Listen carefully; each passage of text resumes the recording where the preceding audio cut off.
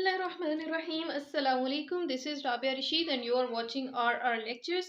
और आज का जो लेक्चर है वो बड़ा इंपॉर्टेंट है इस लिहाज से कि इसमें बात होगी पेपर अटेम्प्टिंग टेक्निक्स की। और बहुत ज़्यादा जब इसके बारे में आप लोगों ने पूछा तो मुझे लगा कि अब इस पे वीडियो बना ही देनी चाहिए।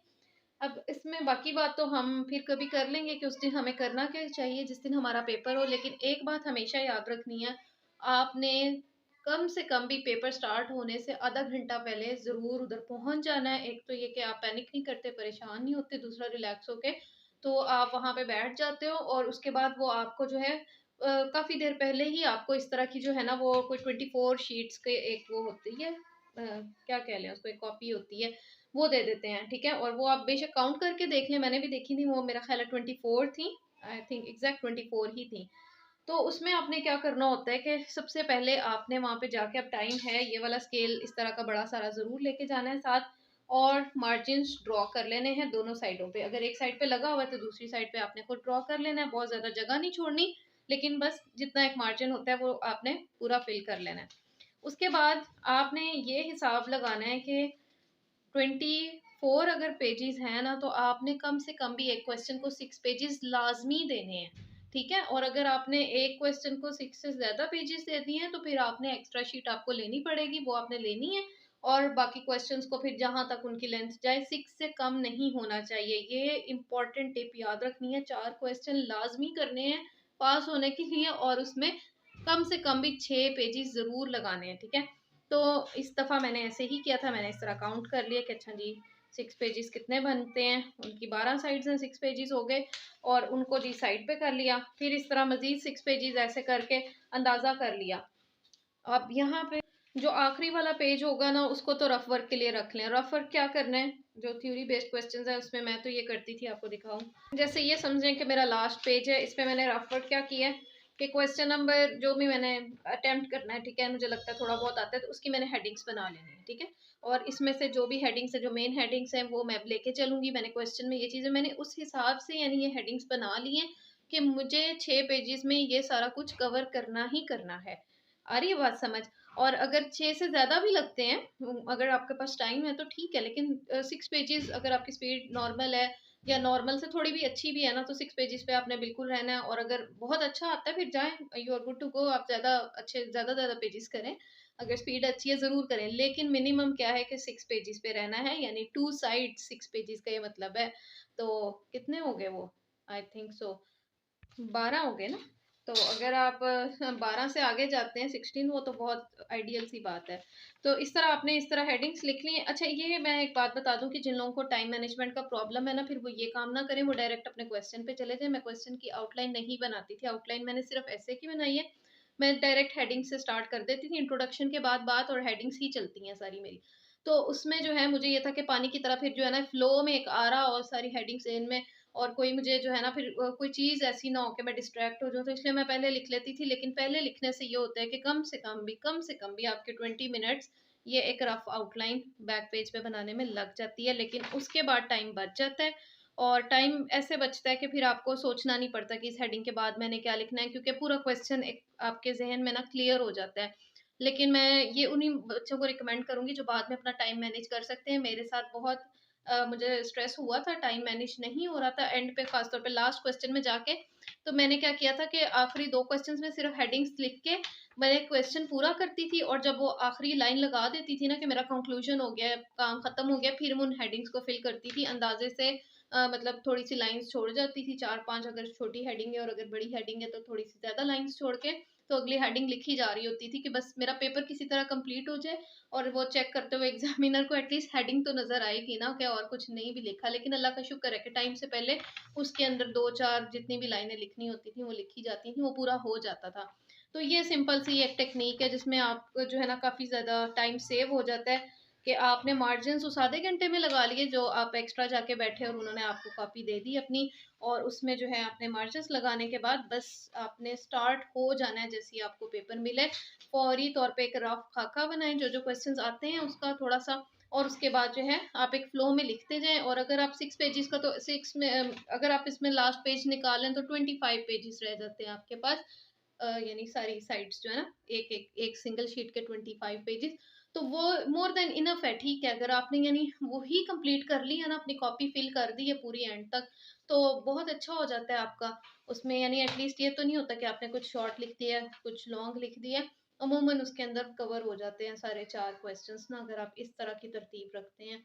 लेकिन जनरल स्टडीज़ वगैरह में कुछ सब्जेक्ट्स ऐसे हैं जिसमें कोई क्वेश्चंस काफ़ी छोटे होते हैं, तो उस पे भी परेशान नहीं होना कि ये तो बहुत छोटा रह गया, क्योंकि बाज़-औक़ात वो टेक्निकल एस्पेक्ट्स ही चाह रहे होते हैं। आप बहुत एक्स्ट्रा चीज़ें ना भी लिखो ना, टेक्निकल चीज़ें लिख दी हैं, तो जो है आपके अगर 5 पेजेस भी हुए हैं तो परेशान होने की बात नहीं होती है। तो आई होप कि यहाँ तक आपको बात समझ आ गई थी। इसमें मज़ीद पेपर अटेम्प्टिंग टेक्निक में अगर आप ये पूछ रहे हैं कि हेडिंग्स वगैरह किस तरह की हों और लिखा कैसा हो, तो उसमें जो है ना एक बात जो है हमें टीचर्स कहते होते थे कि बस समझ लो, जैसे आप लोग एफएससी में नहीं पेपर देते हैं मैट्रिक में, कि जितना बना संवार के लिख लो ना, उतना ही वो आपका अच्छा होगा। अब ये मैंने एक रफ सा अपना टेस्ट निकाला है, और टाइम कंस्ट्रेंट की वजह से ना मैं इसके नीचे अंडरलाइन नहीं कर सकी, लेकिन पेपर में समहाउ मैंने मैनेज किया था कि जहाँ पे मैंने बड़ी हेडिंग्स दी हैं ब्लू में, तो उसके नीचे ब्लैक लाइंस लगा दूँ, और डबल लाइंस लगाती थी, बल्कि डबल के इस बार तो मैंने उसको छोटा सा कट लगा लिया था, वो जो टक वाली मार्कर होती है उसको छोटा सा कट लगा लिया, और वो एक ही लाइन के साथ 2 लग जाती थी। तो इस तरह, और हाँ, जहाँ पे कोई आपको ग्राफ या कोई डायग्राम है या फ्लो चार्ट है ना, वो बनाना आता है। ये अब इस्लामियत का है, और इस्लामियत में मैंने ये चीज़ अप्लाई की है। हम समझते हैं इस्लामियत में ना फ्लो चार्ट वगैरह की कोई ज़रूरत नहीं, वहाँ पे तो बहुत ज़्यादा अच्छी लगती है, बल्कि किसी ने भी शायद ना बनाई हो। तो मैं तो वहाँ पे भी जहाँ पे कोई चीज़ आती थी ना, अब ये अम्बिया का सिलसिला, अम्बिया कराम का सिलसिला है, तो जो है वो मैंने उसकी ड्रॉ कर दी है ना, कि किस तरह नबी आते रहे हैं। तो इस तरह जो है ना, जहाँ भी आपको लगे ना कि जो है आप यूज़ कर सकते हो फ्लो चार्ट्स, या आप कोटेशंस डाल सकते हो, तो वहाँ पे आपको आपकी लेंथ इंक्रीज़ होती है। बल्कि कहीं कुछ नहीं भी आ रहा होता है ना बाज़-औक़ात, तो वहाँ पे एक अच्छी सी बड़ी सारी डायग्राम बना लो। इवन करंट अफेयर्स और पाक अफेयर्स में और इंटरनेशनल रिलेशंस में तो आपको इस चीज़ की बड़ी एज मिल जाती है कि आप अच्छी सी ज़्यादा सारी बड़ी सारी डायग्राम बना लो। बल्कि बड़ी सारी क्या, वो होती इस तरह के वो पूरे पेज पे ही आती है डायग्राम, अगर अच्छी बनानी हो।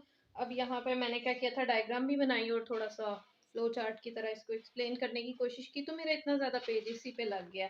तो इस तरह जो है ना हम कुछ चीज़ों को कर सकते हैं। अब यहाँ पे मैंने अब ये हेडिंग तो नहीं बनाई, पता नहीं मैंने क्या बनाया, लेकिन इस तरह करने से भी आपकी काफ़ी सारी स्पेस भी बच जाती है, और थोड़ा-सा ना डिफरेंशिएट हो जाता है पेपर।